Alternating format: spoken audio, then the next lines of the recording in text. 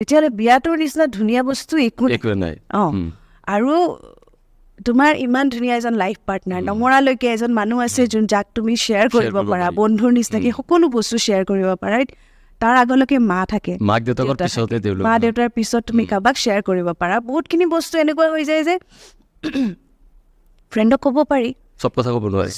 চব কথা ক'ব পাৰি ফ্ৰেণ্ডে তোমাৰ লগত কাজিয়া কৰি ল'ব কিবা কৰি নেক্সট আকৌ তোমাক চৰিও কৰি ল'ব চবকে তাত ইগ' নাহে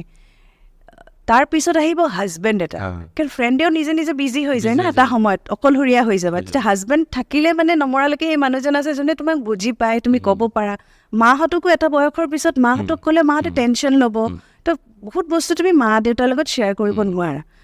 আৰু সেইটো এটা ভাল ইমানবিলাক ধুনীয়া ৰিলেশ্যন পাই যোৱা তুমি লগত যোনে তোমাক মামী বুলি মাতে মাহী মানে খুৰী বুলি মাতিব বৌ বুলি মাতে তোমাৰ কাৰোবাৰ বৌ কাৰোবাৰ মাহী কাৰোবাৰ মামী মোৰ খুব ভাল লাগে লাইফ ইজ চ' বিউটিফুল কিন্তু যদি সেই ৰাইট পাৰ্চনটো নহয়